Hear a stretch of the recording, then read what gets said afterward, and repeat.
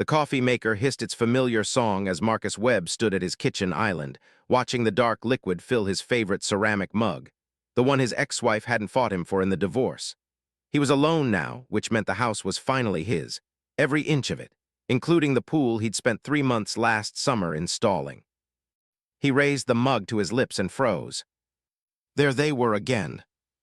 Through the floor-to-ceiling windows that overlooked his backyard, he could see them, the Hendersons, or rather the Henderson contingent, as Marcus had started calling them in his head. Brad Henderson, short, loud, with the kind of laugh that seemed designed to carry across 3 properties. His wife, Catherine, who wore sunglasses indoors and spoke in the tone of someone accustomed to getting their way. And their 2 children, who had apparently never been taught the concept of property lines or the word no. Today, they'd brought friends. A cooler sat beside one of Marcus's lounge chairs. A boom box, an actual Bluetooth speaker disguised as vintage nostalgia, played something aggressively upbeat.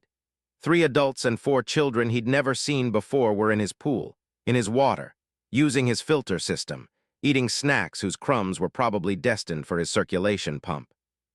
Marcus set down his coffee carefully. His hands were shaking slightly, which annoyed him. He was a grown man, a successful commercial real estate broker. He'd negotiated deals worth millions. He should not be rattled by trespassers using his amenities. But this wasn't about the pool anymore. This was about the principle of the thing. He watched Catherine lean back on one of his loungers, hands behind her head, a margarita, his margarita glasses, he was almost certain, balanced on her stomach. She said something to another woman, and both of them laughed. The sound carried through the closed windows with a particular quality of entitlement that made Marcus's jaw tighten. The problem had started 3 months ago, right after he'd finished the pool. Brad had come over that first Saturday morning with a 6-pack of craft beer and a smile that didn't quite reach his eyes.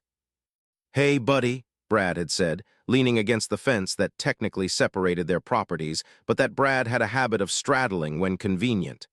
"That's one hell of a project you got here. Pool looks incredible." "Thanks," Marcus had said, and he'd meant it. He was proud of the pool. He'd designed it himself, not the engineering, obviously, but the aesthetic.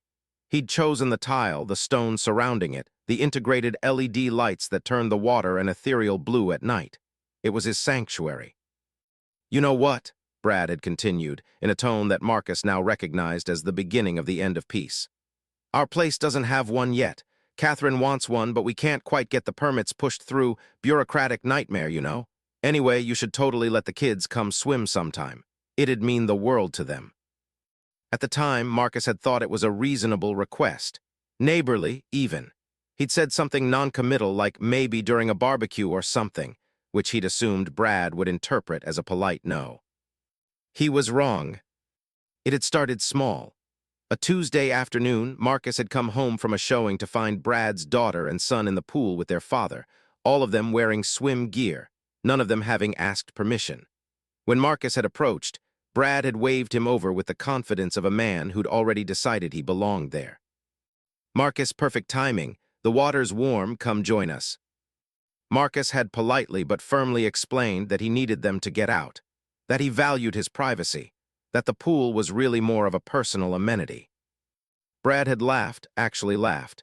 "Dude, it's just water. The kids get one afternoon a week. You're not even using it half the time." "That's not the point," Marcus had said quietly. "It's my property. I need you to leave." They'd left, but Brad had come back 3 days later with Catherine and a different rationale. She'd approached Marcus at the fence, sunglasses reflecting the afternoon sun, and explained that it was unfriendly to deny children access to a pool on a street where everyone knew everyone. That it created a neighborhood climate of territorial hostility that was really very unusual for their community. "I'm not being hostile," Marcus had said, feeling the first real spark of anger. "I'm being clear about my boundaries." Catherine had smiled, thin, cutting, practiced. "Boundaries are healthy, Marcus, but so is community. I think most people would find it very strange if a man living alone in a 5-bedroom house refused to let neighborhood children enjoy a little water on a hot day." She'd phrased it like a suggestion. It felt like a threat. Since then, it had escalated. The Hendersons and their rotating cast of friends had begun to treat the pool like a public amenity. Marcus had come home to find birthday parties in progress. He discovered wet handprints on his kitchen door. Catherine had even left a note suggesting that Marcus consider sharing his pool on weekends, offering a schedule where different neighbors could reserve time slots. He'd reported her to the Homeowners Association, only to discover that Brad Henderson served on the HOA board. The response to Marcus's complaint had been sympathetic but firm. There was nothing in the CC and RS that actually prohibited neighboring families from swimming in his pool, and they suggested he might want to install a gate for privacy if he had security concerns. A gate in his own backyard. Marcus had been installing the gate for the past week. Now, watching Catherine take another sip of margarita in his backyard, he realized the gate wouldn't matter much anymore. Once they knew access was limited, they'd only try harder to come when the gate was up. They'd park in his driveway. They'd knock on his door. They'd find reasons, legitimate or not, to demand access. The only solution was to make the pool unusable. The thought had first arrived a week ago, small and dark, a whisper in his mind that he dismissed immediately. But it had grown. It had taken root. And now, watching Catherine laugh as her friend dove into his water, Marcus found himself walking toward the garage.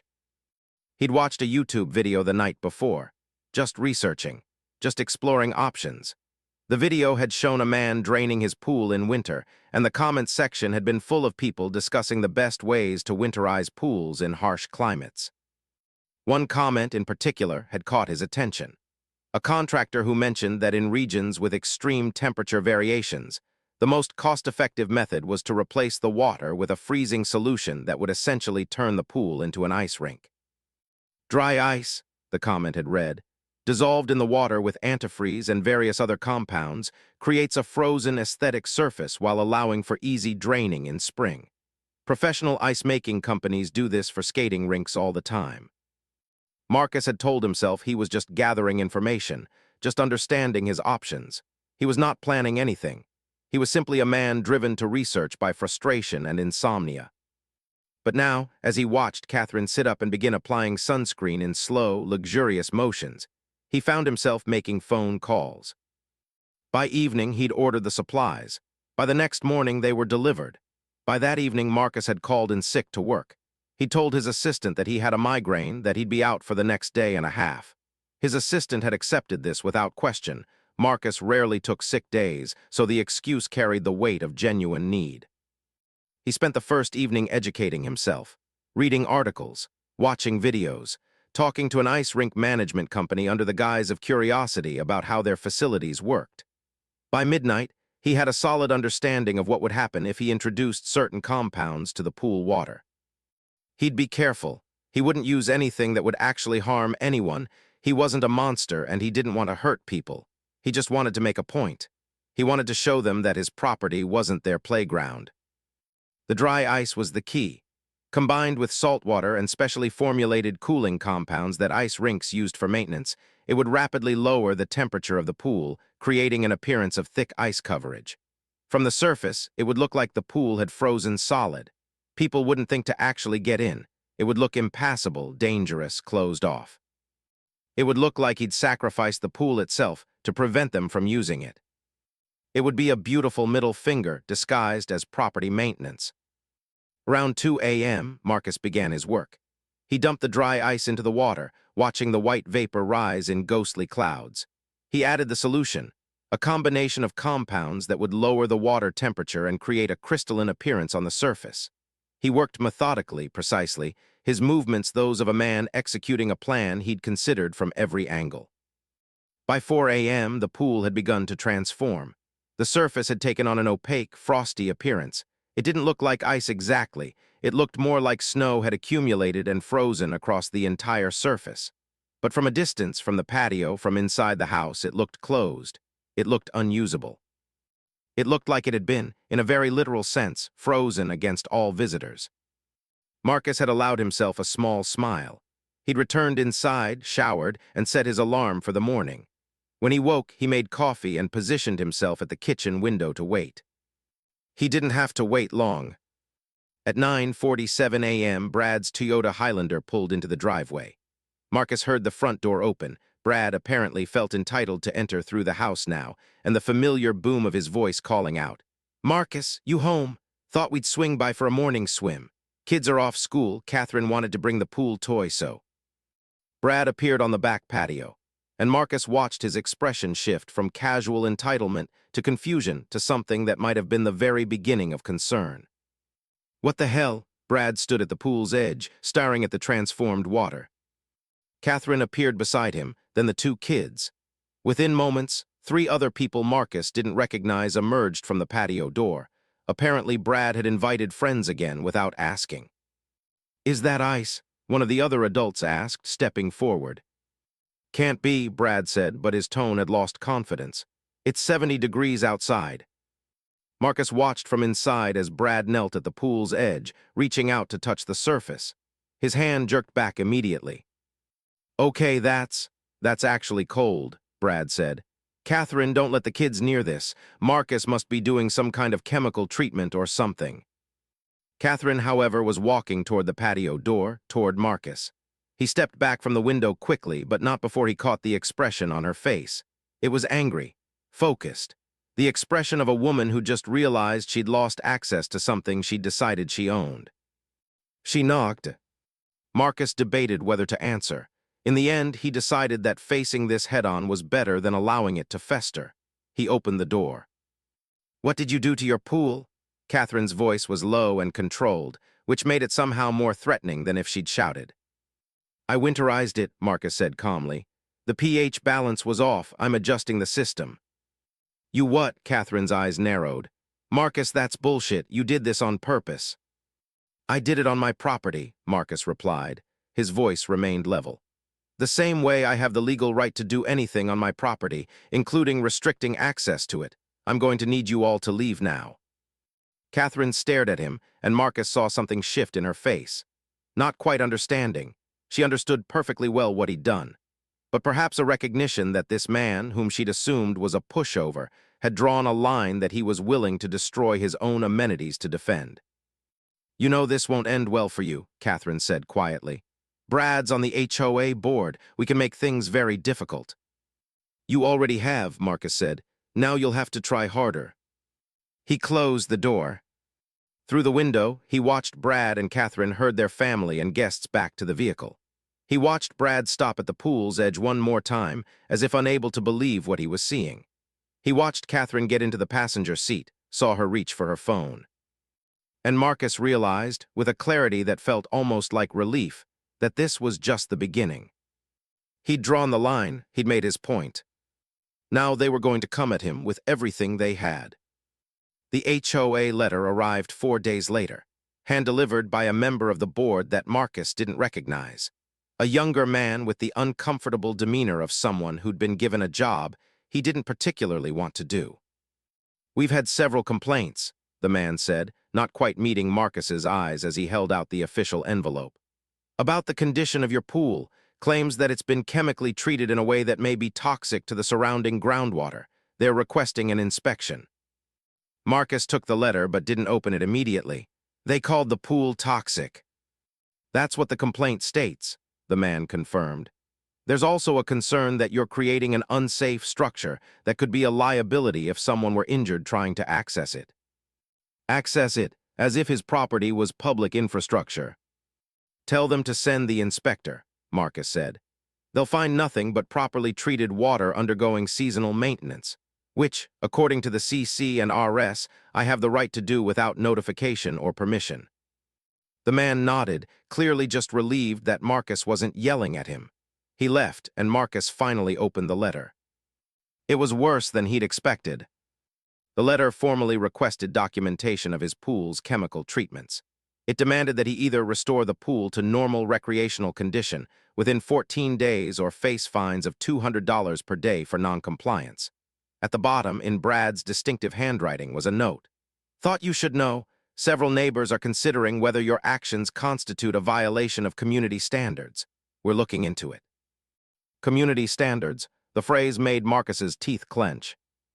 He called his lawyer that afternoon.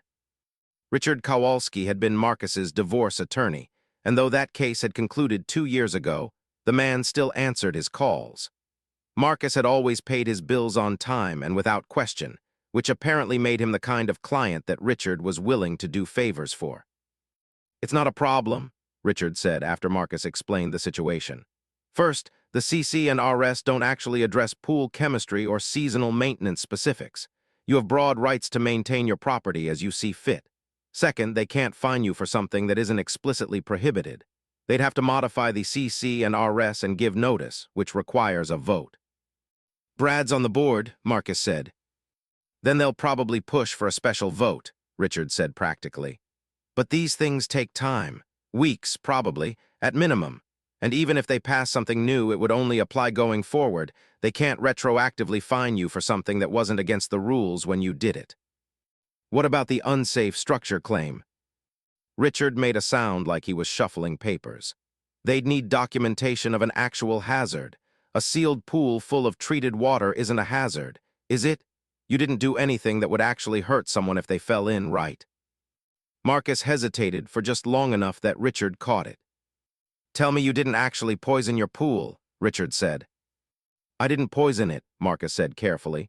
I used dry ice and standard winterization solutions, the kind ice rinks use. It's not toxic. But is it hazardous? It's cold, Marcus said. Very cold. If someone fell in unexpectedly, the shock could be dangerous, but no one's going to fall in. They're not going to go near it. That's probably the point, isn't it? Richard said. Marcus didn't answer. Okay, here's what you do, Richard continued. You wait for them to send the inspector. You cooperate fully. You provide documentation of the products you used. You show him bills of sale, usage instructions, safety data sheets, everything. You position this as responsible pool maintenance, which technically it is. It just happens to also make the pool unusable and deeply unappealing to uninvited guests. Will that hold up? Will what hold up, an inspection? Yes, a legal challenge, probably. They're not going to find you did anything technically illegal. The pool isn't damaged. The water isn't actually poisoned. You used legitimate maintenance products according to their instructions. You're golden. But Marcus wasn't feeling golden. He was feeling the first tremor of something darker, the sense that he'd started a process he couldn't fully control. That night, he went outside and looked at the pool. The crystalline layer had begun to break apart slightly, forming jagged white patterns across the surface that looked genuinely dangerous. There was something almost medieval about it, like he'd weaponized his own property. He thought about draining it, starting over, apologizing to the Hendersons and admitting this had all been a bizarre overreaction. But then he heard the sound of children laughing from the Henderson yard, and the moment passed. The HOA inspector arrived on a Tuesday morning. He was an older man named Dennis, who spent 40 minutes taking samples, photographing the pool, and reviewing the product documentation Marcus had assembled. He asked questions in a professional manner, wrote things down, and by the end, seemed almost bored. You're good, Dennis said, packing up his equipment. This is all by the book. Are you planning to restore it soon? I'll drain and refill it in early spring, Marcus said. Standard seasonal maintenance. Dennis nodded. That's fine. I'll file a report saying the pool is under maintenance and everything is compliant. Marcus felt something release in his chest. But it was only 48 hours before the next wave hit. The email came to every resident on Sunrise Drive. It was from Brad, sent through the official HOA account, and it was a call for an emergency meeting to discuss a potential modification to the community standards regarding property usage and maintenance. The specific line that burned into Marcus's brain was, some residents have expressed concerns that certain property owners are prioritizing exclusion over community, and this threatens the fabric of what makes our neighborhood special. Exclusion, as if he'd done something wrong by wanting to be left alone. The meeting was scheduled for Thursday evening at the community center. Marcus received 3 separate reminder emails before he finally decided he would go. The community center was packed when he arrived, at least 40 people, which was probably a third of the neighborhood. Brad was up front with Catherine and 2 other board members gathered around a table that faced the assembled residents. Red wine and cheese had been provided, which somehow made it worse. This was a social gathering disguised as a civic duty. Brad's face lit up when he saw Marcus. Ah, Marcus, glad you could make it. We were just about to start. Marcus found a seat in the back and waited. Brad opened the meeting by explaining that the community had received complaints about exclusionary practices that were creating division. He didn't name Marcus, but everyone knew who he meant. Brad made a case that pools in residential communities were meant to be shared, that they increased property values for everyone, and that excluding neighbors undermined the philosophy of communal living. Most people, Brad said, would see a pool and be happy to share it. Most people understand that children benefit from exercise and community engagement. And frankly, most people wouldn't sabotage their own amenities just to keep neighbors out. A murmur of agreement rippled through the crowd. Then a woman Marcus recognized as being an older resident, probably in her 70s, raised her hand. "I have to say I don't think Brad's being fair here. My property is my property. I don't have a pool and I don't expect access to someone else's." "But this affects everyone," Catherine interjected smoothly. "When someone in a community acts in a hostile manner, it creates an atmosphere that diminishes our collective well-being. A pool is a luxury. Luxury amenities should be understood as communal resources." "That's not how property ownership works," the older woman said firmly. "My house is my communal resource. My backyard is for me and my family. That's what owning property means." "But when you live in a community, you're accepting certain social contracts," Brad said, and now Marcus could hear the frustration creeping into his voice. "You're saying you'll be part of something larger than yourself." "I'm saying I'll follow the rules and maintain my property," the woman said. "I'm not saying I'll share my amenities with people who haven't been invited." For the first time, Marcus felt something like gratitude toward a neighbor. The meeting devolved from there. Some people sided with Brad's vision of communal sharing. Others defended Marcus's right to privacy. A few tried to find middle ground, suggesting Marcus could maybe arrange a specific time for neighborhood kids to swim as a compromise. "No," Marcus said, and the word came out louder than he'd intended. Everyone turned to look at him. He stood up. "I appreciate what everyone's saying, but here's what's actually happening. I own my property. I've made it clear that I want privacy. The response has been to pressure me, to threaten me with HOA action, and now to characterize me as hostile for daring to enforce a boundary." "We just think," Catherine began. "You think I should share," Marcus cut her off. "You think my privacy should be less important than your kids' entertainment, and because I disagree, you're making me the villain. But I'm not the villain. I'm just a man who wants to be left alone on his own property, and I'm done explaining that." He left before anyone could respond. Outside, he sat in his car for a long time before driving home. When he got there, he found something new. A stone had been thrown through his back window. Not the window overlooking the pool, but the kitchen window. On the ground, among the broken glass, was a note written in childish handwriting. "You're mean. We just want to swim." For a moment, Marcus felt a flash of something genuine, not anger, but a kind of hollow despair. A child had thrown this stone, instigated by adults who'd convinced the child that Marcus was the bad guy. He cleaned up the glass and called the police to file a report. The officer who arrived didn't seem particularly concerned. "Kids, probably," he said, looking at the note.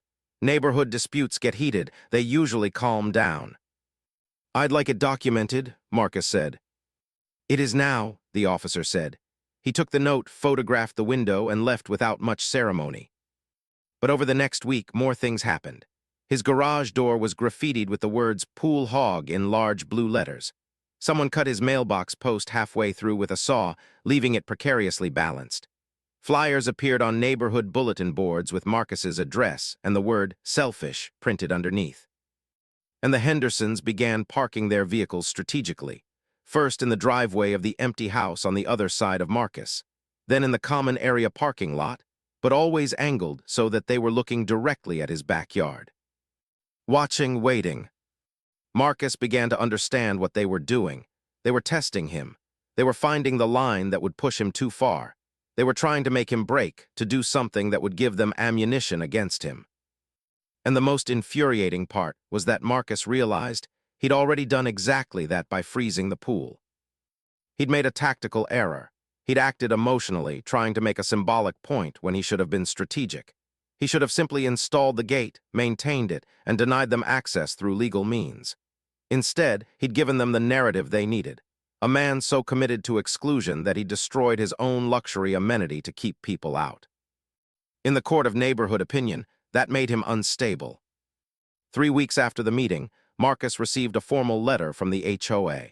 It was a notice of violation, claiming that his actions constituted a breach of community standards regarding good faith engagement with shared neighborhood values. There was a fine of $500 attached, and a mandate that he must actively engage in community integration activities to remedy his behavior. The letter was absurd, but it was also from the official HOA board, which meant it had power behind it. It meant they were escalating in an official capacity. Marcus called Richard again. "This is unenforceable," Richard said immediately. "They can't fine you for a violation of community standards. That's too vague. That's not in the CC and RS. They can't fine you for not being social enough. This is borderline harassment." "So I just ignore it?" "You can," Richard said. "Or you can respond with a letter saying you reject the validity of the violation and are prepared to challenge it in court if necessary. I'd recommend the latter. Shows you're not intimidated." Marcus had Richard draft the letter. The response came 2 days later, delivered by a different board member, the same nervous young man from before. This time, there was also a formal letter from Brad, in his capacity as board president, stating that the HOA would be pursuing further legal action if Marcus did not comply with the community engagement mandate. Marcus was now being told, officially, that he had to be social. That night, he sat in his living room in the dark and did something he hadn't done in weeks. He wondered if he should just move. It would be easier. Sell the house at a slight loss, start over somewhere else, somewhere without the Hendersons. Somewhere without community standards and shared values and kids who threw stones through windows. But even as he thought it, he knew he wouldn't do it. Because if he did, the Hendersons would win. They'd have successfully forced someone out of their home because he wouldn't share his amenities. They'd have established that their definition of community took precedence over someone else's autonomy. And next, they'd turn their attention to someone else who didn't fit their vision. No, Marcus wouldn't move. Instead, he would make sure they understood exactly what they'd started. Marcus spent 2 weeks planning his next move with the precision of a man who'd finally stopped reacting and started acting strategically. He hired a private investigator named Sandra, a woman recommended by Richard who had the demeanor of someone who'd seen enough human stupidity to treat everything with the same level of professional detachment. He gave her a simple mandate: find everything there was to know about Brad and Catherine Henderson. "What am I looking for?" Sandra asked, sitting across from Marcus in his living room. "Everything," Marcus said. "Finances, legal history, business dealings, family, anything." Sandra had smiled slightly. "You want dirt." "I want the truth," Marcus said, "the whole truth." It took Sandra 9 days to deliver a comprehensive file that would make a newspaper investigative team jealous. She'd compiled everything from property records to financial disclosures to business licenses to old court documents. The stuff about Brad's business was interesting but not particularly damaging. He owned a real estate investment company that flipped houses, which explained his aggressive entitlement and his "it's-all negotiation" attitude. His finances appeared stable, possibly slightly over-leveraged given the recent luxury purchases and renovations. But the stuff about Catherine was different. Catherine had been a practicing therapist for 15 years before she'd quit her job 5 years ago. Her name appeared in several professional databases, reputable enough. But what caught Marcus's attention was a note in one of those databases. Catherine's license had been suspended and subsequently reinstated in 2008 following a complaint from a patient. Sandra had done additional research and found the complaint online. It was from a woman who'd been a patient of Catherine's and had alleged that Catherine had violated patient confidentiality by discussing details of her therapy sessions with other people in the neighborhood, apparently using them as examples of boundaries gone wrong. The complaint had been settled quietly, the woman's name anonymized, but it had been expensive. Catherine had paid a settlement and taken a 3-month suspension. It was a clear pattern. Catherine violated boundaries and then gaslit people into thinking that their expectation of privacy was unreasonable. More interesting, though, was the financial information. Brad's company had recently made a significant investment in a new development project, a mixed-use complex that required city council approval. According to Sandra's research, the approval had been granted 3 months ago in a close vote, and one of the city council members who voted in favor was a woman named Patricia Hendricks. Marcus did a simple Google search. Patricia Hendricks was Brad and Catherine's second cousin. That wasn't necessarily illegal. It wasn't even necessarily corruption. But combined with everything else, it suggested a family that viewed rules as things that applied to other people. Rules like don't use your neighbor's pools without permission. Rules like don't violate your patient's confidentiality. Rules like don't let family connections influence business decisions. Marcus sat with this information for 2 days, trying to decide what to do with it. Then Brad made a tactical error. A notice appeared on Marcus's door, an official HOA warning that his pool needed to be either restored to usable condition or drained entirely within 30 days. Failure to comply would result in fines of $100 per day, and the HOA reserved the right to drain the pool themselves at Marcus's cost. They were escalating to forced removal. It was that notice that crystallized Marcus's decision. He was done being reasonable. He was done playing defense. It was time to go on offense. He called Sandra. "Can you get me documentation of that therapist complaint? Everything. The original filing, the settlement, any communications." "Probably," Sandra said carefully, "but I want to know why." "Because I'm going to tell the neighborhood exactly what kind of people the Hendersons are," Marcus said. There was a long silence on the other end. "Marcus," Sandra said finally, "that's a good way to end up with a slander suit." "It's not slander if it's true," Marcus said. "It's also not smart," Sandra said. "I've worked enough cases to know that when you try to destroy someone in public, it usually comes back on you. There's a reason these situations usually end badly for everyone." Marcus appreciated the warning, but he was past caring. He'd spent weeks being pushed, having his home invaded, being characterized as hostile and exclusionary because he wanted privacy on his own property. He'd had a stone thrown through his window by a child. He'd been targeted for fines and harassment. And now he was being threatened with having his own pool drained, at his cost. The line had moved so far that there was almost nowhere left to go. "Can you get me the documentation?" he asked again. Sandra sighed. "Yeah, I can. You want me to email it or print it out?" "Both," Marcus said.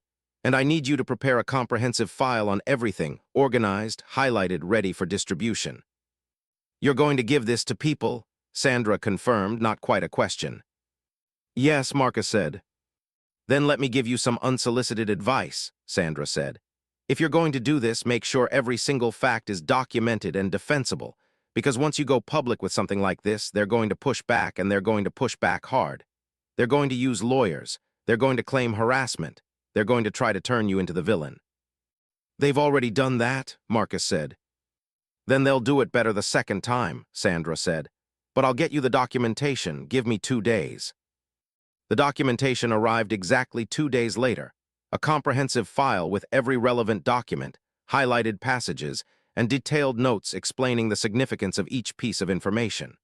Sandra had been thorough enough to include even the documents that made Catherine look sympathetic: the therapy license reinstatement, evidence of her successful rehabilitation, proof that the issue had been resolved professionally years ago.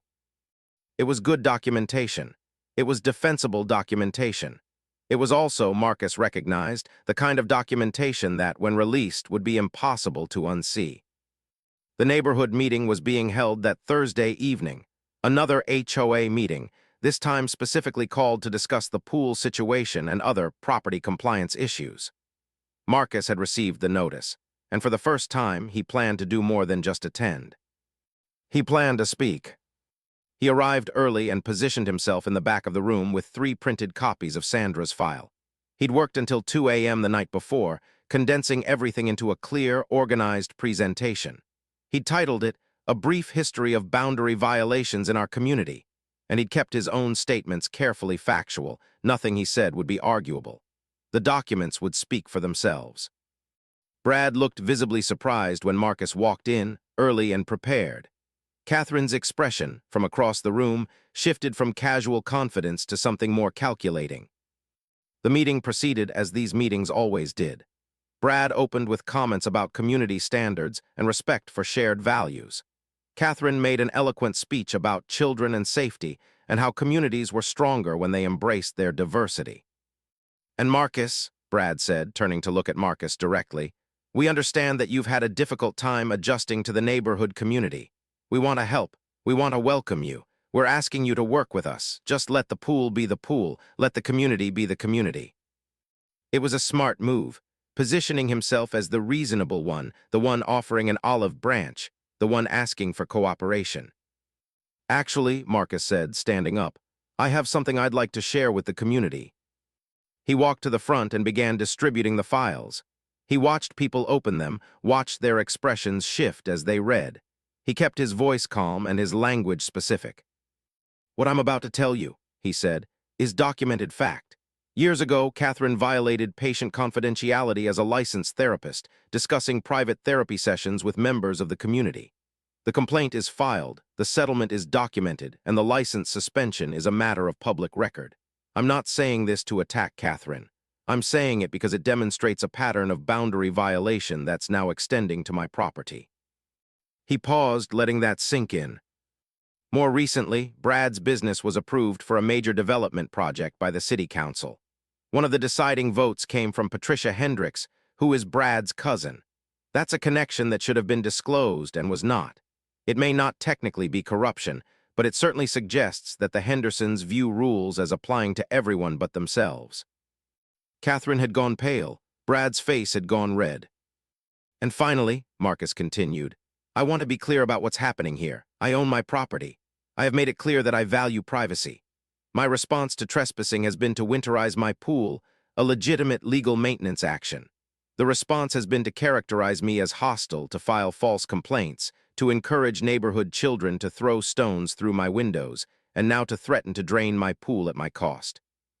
He looked directly at Brad. You came to my house and asked if you could use my pool. I said no. That should have ended this. Instead, you decided that my boundary was a challenge to be overcome. And now you're positioning yourself as the reasonable one while I'm being cast as the villain.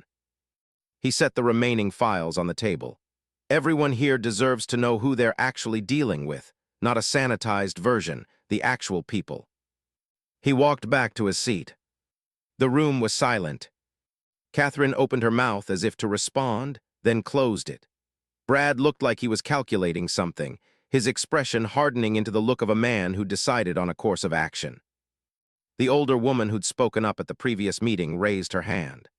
I think what Marcus is pointing out, she said carefully, is that we've all been getting a one-sided version of this story, and that maybe we should ask ourselves whether we're really interested in community standards or whether we're interested in power. This is character assassination, Catherine said, and her voice was shaking with anger. Marcus just tried to destroy us in front of our entire community because we asked to use his pool. No, Marcus said quietly. I pointed out your actual behavior, documented in public records. You're destroying yourselves. I'm just not letting you do it without people knowing what's actually happening. The meeting essentially ended after that. People broke into small groups, some reviewing the documentation, others looking uncomfortable. Brad and Catherine left without speaking to anyone, which told Marcus everything he needed to know about how they thought this had gone. But as Marcus drove home that night, watching the neighborhood lights spread out below him, he realized something. He'd just crossed a line that couldn't be uncrossed. He'd made this personal. He'd made it public. He'd given them absolute reasons to come at him with everything they had. And they would, he had no doubt about that. The lawsuit arrived exactly 1 week later, hand-delivered by a process server who arrived at Marcus's door at 8 a.m. on a Tuesday morning. Marcus didn't need to read it to know what it would say. He opened it anyway. Brad and Catherine Henderson were suing him for defamation, intentional infliction of emotional distress, and tortious interference with business relations. They were claiming that his statements at the HOA meeting, combined with the distribution of false and malicious documentation, had damaged their reputations and their ability to conduct business.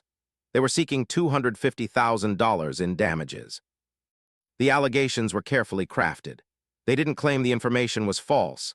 Legally, that would be hard to do, given that most of it was public record. Instead, they claimed that Marcus had selectively and maliciously presented information designed to embarrass and harm them, and that he'd done so with reckless disregard for truth or falsity. Richard called within an hour of receiving his own copy. Okay, Richard said without preamble. They're gambling. They know most of this won't hold up, but they're counting on making this expensive and unpleasant for you. Will they win? Marcus asked. Probably not, Richard said. But you're going to need me to make sure of that, which means you're going to spend somewhere between $15,000 and $30,000 in legal fees. Maybe more if they push for discovery and depositions. Marcus felt something sink in his chest. $30,000, that wasn't nothing. What do I do? Marcus asked. We file a motion to dismiss on the grounds that everything you stated was factually accurate, Richard said. We argue that accurate statements, even if selectively presented, can't constitute defamation. But that's going to require me to have extensive documentation and to make detailed arguments. It's going to be work, and we need to move fast. It was at that moment that Marcus realized he'd been naive about what fighting back would cost. But worse things happened while the legal maneuvering began. The Hendersons, or someone working for them, had apparently mobilized the neighborhood. Rumors spread through Sunrise Drive with remarkable speed. One version claimed Marcus had made up the information about Catherine's therapist license. Another claimed he'd hacked into city council records to fabricate connections between Brad and Patricia. A third claimed that Marcus had some kind of unspecified mental health condition that made him unreliable. Within 3 days, at least a dozen neighbors had stopped speaking to him. The property across the street, which had been empty, was suddenly listed for rental, and a moving truck showed up. New tenants arrived within a week, a family who Marcus recognized as friends of Brad's from the office building downtown. The message was clear. They were going to build a wall of people around him who would actively work against him. More letters appeared in Marcus's mailbox, anonymous but unmistakably from neighbors. They ranged from mildly threatening, "We know what kind of person you are," to outright hostile, "Maybe you should reconsider living here." Someone stole his trash cans and filled them with garbage from their own home. Another person poisoned the grass in his front yard, creating a pattern of dead space that spelled out the word liar when viewed from above. The message was unmistakable: leave or be driven out. Marcus consulted with Richard about calling the police, but Richard advised against it. "You're the aggressor in the neighborhood narrative," Richard said bluntly. "Going to the police now makes you look paranoid and like you're escalating. It confirms their narrative about you being unstable." "So I just let them harass me?" Marcus asked. "You document everything," Richard said. "You maintain your composure, you let them make mistakes. And when they cross the line from harassment to something actually illegal, then we have something to work with." Marcus hated it, but he knew Richard was right. He began keeping detailed logs, dates, times, events. When someone slashed his car tires, he filed a police report and documented it. When his mailbox was vandalized again, same process. When people played loud music late at night, presumably from the Henderson property, he recorded it and filed noise complaints with the local police. He was building a case, not against the Hendersons directly, but against the neighborhood, against the idea that they could drive someone out through harassment and intimidation. Meanwhile, the HOA upped its campaign. New fines appeared for the pool, for the unsafe state of his yard, dead grass from the poisoning someone had done, for the condition of his paint, weathered from not being maintained because Marcus was spending his time and money on legal fees. The fines added up quickly. Within 3 weeks, he was facing over $3,000 in accumulated violations. "This is retaliation," Richard said when Marcus brought him the fines. "Clear violation of fair housing law and anti-SLAPP statutes. We can file a counterclaim." "Will that help?" Marcus asked. "It'll slow them down," Richard said, "but it'll also cost you more money." Marcus was beginning to understand something he'd never fully grasped before: the real cost of standing up to people who were willing to use institutional power against you. It wasn't just the legal fees. It was the constant low-level stress. It was the isolation. It was the knowledge that people he'd lived around for years now actively disliked him. He was winning, technically. His lawyer kept assuring him of that. The lawsuit had weak merits. The HOA violations couldn't withstand legal scrutiny. The neighborhood's campaign against him, while unpleasant, wasn't technically crossing into criminal territory. But he was losing everything else.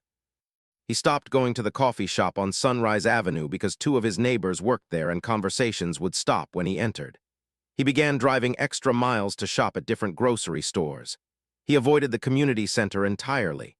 When he needed to go to the mailbox, he did it at night, wearing sunglasses and a baseball cap, like a man in witness protection. He was disappearing from his own neighborhood. It was around this time that something shifted in Marcus's thinking. The anger which had been driving him forward began to exhaust itself. What remained underneath was something worse: despair. He'd had a choice. He could have ignored the Hendersons, lived with the intrusion, and been miserable but intact. Or he could have fought back, won the legal battles, and been isolated and miserable in a completely different way. Neither outcome was actually victory. Both were loss. One evening, sitting in his backyard looking at the frozen pool, which he'd never actually drained, Marcus found himself crying. Not dramatically, just quiet tears while he sat alone in the dark. He thought about his ex-wife, thought about how she'd warned him that his need to be right would eventually cost him more than being wrong. He'd dismissed her then. He wasn't dismissing her now. His phone rang around 10 p.m. It was Richard. "We've got something," Richard said without preamble. "Catherine Henderson tried to file a complaint against you with the state licensing board. She claimed you were engaging in harassment and creating a hostile work environment, trying to smear her professionally as a way to pressure you personally." "That's not true," Marcus said numbly. "I know it's not," Richard said. "But here's the interesting part. She claimed this at a formal hearing under oath, which means there's a record. And that record explicitly mentions the information you distributed, which proves that everything you said was about accurate matters of public record. She basically documented that you didn't make anything up." Marcus didn't feel victory, he felt nothing. "So we can use this against her," Richard continued. "This actually strengthens our defense significantly. This says she's willing to lie under oath to retaliate against you." "Okay," Marcus said. "You don't sound excited," Richard said. "I don't feel excited," Marcus said. "I feel tired." After Richard hung up, Marcus sat in the dark for a long time, watching the frozen pool reflect the moonlight. It looked like a monument to something, though he couldn't quite identify what. Then sometime around midnight, he had a thought that was so clear and so simple that he couldn't believe it had taken him this long to arrive at it. He could set their house on fire. The thought didn't feel like a thought. It felt like a fact that had always been true, and he was just now acknowledging it. He could do something far worse than anything they'd done to him. He could hurt them the way they'd hurt him. He sat with the idea for almost an hour, turning it over, examining it. He even got as far as researching accelerants on his laptop, all the while knowing, somewhere in the back of his mind, that he was crossing a threshold, that acknowledging the possibility of violence, even in private, was its own form of surrender. Around 1 a.m., Marcus closed his laptop and called the only person he could think of who might help him understand what was happening in his mind. He called Richard. It took 5 rings for Richard to answer, his voice groggy. "I'm having thoughts about hurting people," Marcus said without preamble. There was a pause, then Richard said very clearly, "Okay, you're going to hang up this phone and call a therapist, not tomorrow. Now I'm giving you a number. Are you ready to write it down?" Richard gave him the number of a mental health crisis line, which Marcus wrote down with shaking hands. "Call them," Richard said. "Tell them what you just told me. You're going to be fine, but you need professional help. And Marcus, don't make any plans, don't do anything, just call the number." Marcus called the number. He spent 40 minutes talking to a counselor named David who didn't judge him for the thoughts, didn't minimize them, and didn't treat him like he was crazy. David simply listened, and then said something that cut through the fog. "You've been in a trauma response for weeks now," David said. "Your nervous system thinks it's under threat, and it's activating your most extreme protective mechanisms. That's not weakness. That's normal neurobiology under abnormal circumstances. But it's also a sign that you need to remove yourself from the situation that's keeping you activated." "I can't leave my house," Marcus said. "Why not?" David asked. Marcus didn't have a good answer. "Think about it," David said. "What are you protecting by staying? Your investment in the property, your principal, your need to win. None of those are worth the state you're in. You're having violent ideation. That's your body telling you that something has to change." After the call ended, Marcus sat in his dark kitchen and made a decision that he should have made weeks ago. He called a realtor. The realtor, a woman named Jennifer who didn't seem particularly surprised by Marcus's request to sell quickly, came to the house the next morning. She did a walkthrough, noted the frozen pool with what might have been sympathy, and gave him a price that was roughly 15% below what he'd paid a year ago. "Market's soft," Jennifer said, "and buyers are going to wonder about the pool situation, but if you want to move this fast, we're looking at somewhere in the 2.1 million range." Marcus was going to lose money, significant money, money that would have taken him another 5 years to earn back in a normal market. But he was also going to leave. The paperwork moved surprisingly fast. Apparently, people wanted to buy houses on Sunrise Drive enough that 3 competing offers came in within 48 hours. Jennifer selected the highest one, a young family moving to the area for work, no children yet, planning to renovate extensively. They were taking possession in 3 weeks. Marcus didn't tell anyone in the neighborhood. He simply began the process of packing his life into boxes. It was during this process that something unexpected happened. He was working in the garage when Brad appeared in the opening. Brad's expression was carefully neutral, almost respectful, which was so different from their previous interactions that it took Marcus a moment to process it. "I heard you're selling," Brad said. "Yeah," Marcus said. He didn't see a reason to lie. Brad nodded slowly. "Catherine wants me to ask if you'd consider dropping the legal defense and the countersuit. We'd drop the lawsuit if you agreed." Marcus set down the box he was holding. "Why would I do that? Your suit has no merit. My lawyer says we're going to win." "Probably," Brad acknowledged. "But it's going to take time and money and stress. And in the end, you're still selling anyway. What's the point of winning if you're leaving?" It was a surprisingly pragmatic argument. It was also entirely true, which is what made it so effective. "What's Catherine's actual goal here?" Marcus asked. Brad was quiet for a long moment. "Honestly, she wants to go back to normal. We pushed too hard. We thought we were right, thought we were teaching a lesson about community, and we pushed too hard. The neighborhood's been weird. Everyone's taking sides. It's not fun anymore." There was something almost broken in the way Brad said that last part. Not broken in a sympathetic way, but broken in the way of someone who'd realized that their campaign had had consequences beyond what they'd anticipated. "I'll think about it," Marcus said. Brad nodded and left. That evening, Marcus called Richard. "It's a settlement offer," Richard confirmed.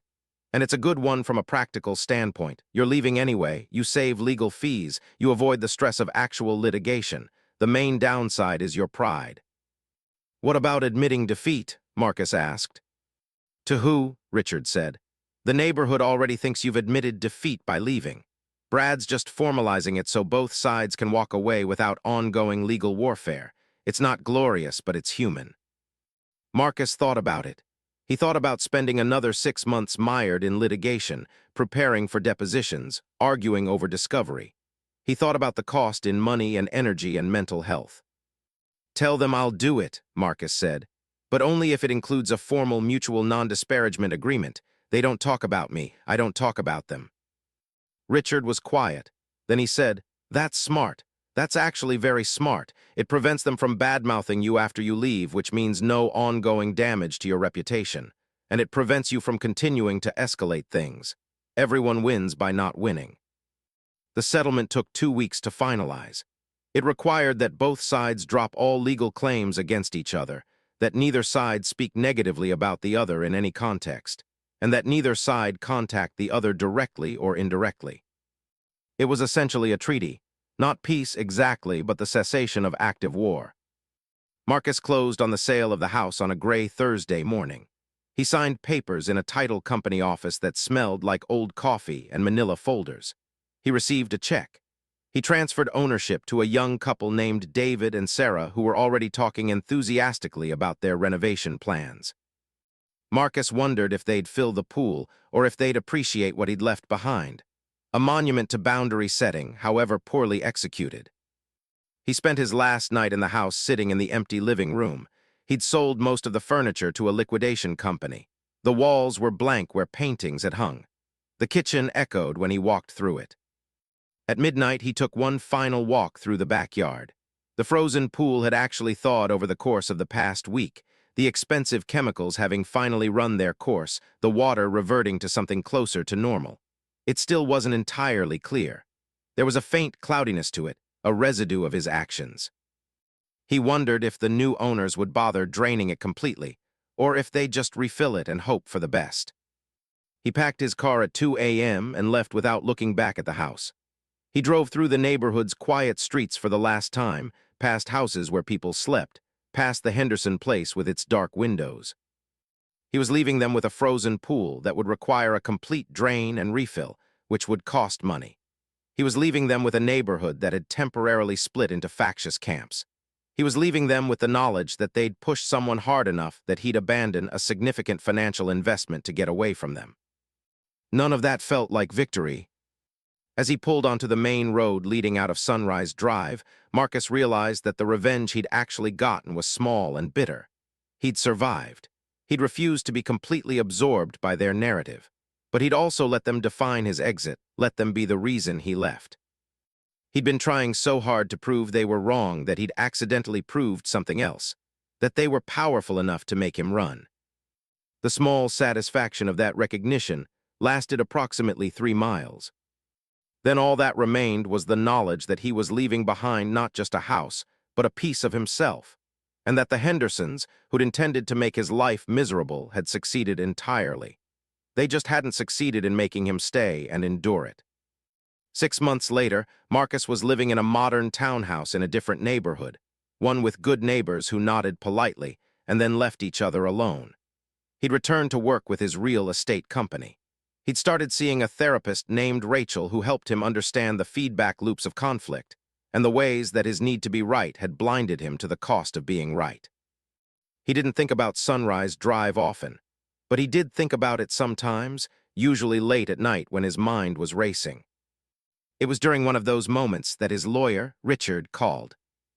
"I thought you might want to know," Richard said without preamble.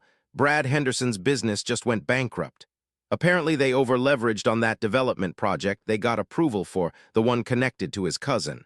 The project's being audited for conflict of interest, and it's been suspended pending investigation. Brad lost millions." Marcus felt the information settle somewhere in his chest, and was surprised to find it didn't feel like satisfaction. "What about Catherine?" he asked. "She opened a new therapy practice in a different town," Richard said. "Started over, basically, changed her name professionally. Apparently she's actually doing well, has a good reputation, regular clients. Some people can regenerate." After they hung up, Marcus sat with the news. Brad's bankruptcy felt like a kind of justice, but it also felt like the universe operating independently of Marcus's choices. Brad had made the investment. Brad's cousin's involvement had been part of it. The market conditions had done the rest. Marcus's frozen pool had nothing to do with it. And somehow that made it worse. It meant that chaos and consequence didn't require Marcus's active participation. It happened anyway. He thought about the new owners of his house. He wondered if they'd been able to fill the pool, if it had been salvageable, if they'd appreciated what he'd left behind, or if they'd simply spent money to erase the evidence of his rage. He would never know. That was the thing about burning your bridges. You couldn't see what happened on the other side of them. The next morning, Marcus did something he hadn't done in months. He reached out to someone from his old neighborhood. The older woman who defended him at the HOA meeting, Carol, her name was. He'd found her email address through the neighborhood directory and sent her a simple message. "I left the neighborhood. I wanted you to know that I appreciated your voice when it mattered." Carol responded within an hour. "I'm sorry it ended that way for you. For what it's worth, people remember. The Hendersons left too, actually. Apparently Brad's business had problems. They moved about 2 months after you did. Things have been quieter since." So they'd left as well, not because of Marcus, but because of their own consequences. The neighborhood had reverted to something like normalcy, minus the people who'd caused the conflict. Marcus wondered if the other residents understood why Brad and Catherine had left, or if they'd constructed their own narratives, their own explanations. He wondered if his name came up at all, or if they'd moved on entirely. He suspected the latter. People were good at moving on. Rachel, his therapist, had a word for what Marcus was experiencing: rumination. It was the tendency to circle back over past events, trying to extract meaning or closure that didn't actually exist. Rachel suggested he try something different, accepting that the situation had been complicated, that there wasn't a clean narrative with clear villains and heroes, and that he could move forward without needing to understand it completely. "Some things just happen," Rachel said. You react to them, you make choices that make sense at the time. Some of those choices have consequences you didn't anticipate, and then life moves on. But I want to know if I was right, Marcus heard himself say. Right about what? Rachel asked. That I was justified in freezing the pool, that I was justified in defending myself. You were justified in wanting boundaries, Rachel said. You were justified in not wanting your space invaded. The question isn't whether you were right. It's whether the way you defended yourself matched the actual problem. And the answer seems to be no. You escalated the situation significantly beyond what the actual issue required. Marcus didn't like that answer, but he'd learned to live with it. A year after leaving Sunrise Drive, Marcus received a message on his real estate company's website. It was from Sarah, the new owner of his house. She'd left a review of his property management services, which was oddly formal for someone he'd met only in passing at the title company. The previous owner of our property took great care of it, but we did want to share that the pool required significant work. We ended up draining and refilling it completely. The water had a strange chemical composition that our pool service said wasn't typical for standard maintenance. Whatever chemical compounds had been used, they were more appropriate for an ice rink than a residential pool. We did eventually get it working perfectly, and it's now one of our favorite features of the house. Thanks for the lovely property. Marcus reread the message 3 times. So she'd figured it out. She'd known exactly what he'd done. And she'd fixed it, moved forward, and was now enjoying the pool without any sense of resentment about the effort required to salvage it. She'd done what Marcus couldn't do. She'd accepted that something broken could be repaired, that damage wasn't permanent, and that moving forward didn't require fully understanding what had happened before.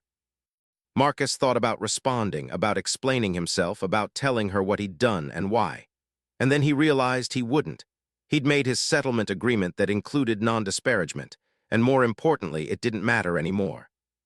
He could let that part of his life exist in the past, could acknowledge that he'd acted in anger and damaged his own property to make a point, and could simply accept that Sarah had fixed what he'd broken. That, Rachel had explained, was what adult responsibility actually looked like. Not victory, not vindication, just acknowledgement and moving forward. So Marcus closed the message and returned to his work. He had a showing in the afternoon, a young couple looking for their first house, nervous about making the right choice, worried about neighbors and neighborhood dynamics and community fit. He understood their concern. He understood what it felt like to want a space that was truly yours, to want boundaries that were respected, to want to be left alone. But as he showed them the property, he found himself saying something he'd never said before. The best neighbor is someone who leaves you alone, but every neighborhood needs at least a few people who are actively, consciously kind. If you can find a place where you get both, independence and kindness, that's worth more than location or price. The couple had nodded thoughtfully. Marcus wondered if they'd actually find that balance, or if they'd learn the hard way, like he had, that boundaries without kindness are just walls, and that sometimes the cost of defending yourself is exile. But that was their journey to take. Marcus had taken his, and he'd arrived on the other side changed, not better exactly and not entirely at peace, but accepting of the fact that some conflicts couldn't be won, only survived. The frozen pool of Sunrise Drive remained in his memory not as a symbol of victory, but as a reminder. Consequences ripple outward in ways we can't always predict or control. And the people we hurt, and the people who hurt us, and the people we push until they push back, they all carry forward the echoes of what we've done.